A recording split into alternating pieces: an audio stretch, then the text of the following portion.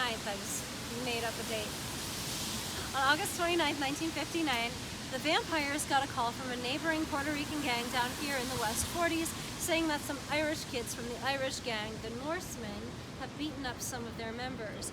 War Chief of the Vampires, 16-year-old Salvador Agron, called for them all to meet at this playground before traveling up to the West 50s for a massive rumble where they would settle the score with the Norsemen.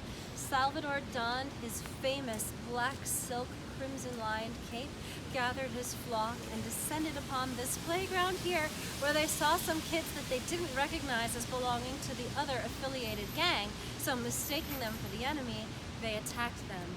Salvador's gang held Robert Young still as he plunged his 12-inch Mexican dagger into his back.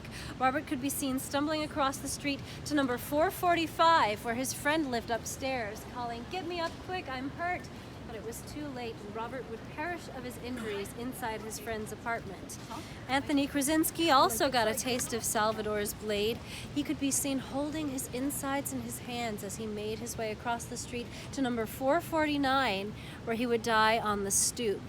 Another boy was badly beaten and injured, but lived after a long hospital stay. And after some of the vampires were arrested for this crime, Salvador brazenly turned himself in to the police.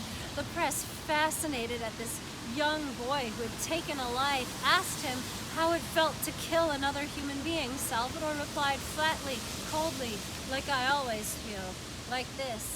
At the age of 16, he became the youngest person sentenced to sit on death row in New York State history until Governor Rockefeller commuted his sentence in 1962.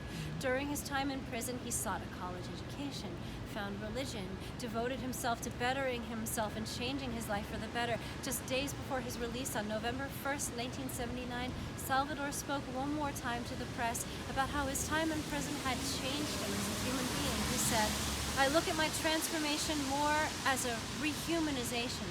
Life out there made me get away from my humanity, or maybe I was never in it. But when I came here in the ashes of my misery and desolation, there was still a little flame, and I was able to put wood in it and light up a fire inside myself and sort of become human again, you know?" Until his death from pneumonia at the age of 42, Salvador devoted the rest of his short life to working with the kids in the neighborhood to keep them from turning to the gang violence. Now, there actually is a musical about Salvador Agron. The first track, the Adios Hermanos, beautiful doo-wop gospel song by Paul Simon. So it's a little weird because Paul Simon talking about the Puerto Rican immigrant experience is kind of like if Donald Trump wrote In the Heights. But it's a beautiful track that I really think you should listen to for the context of this. It talks about the day that he was sentenced. The rest of the music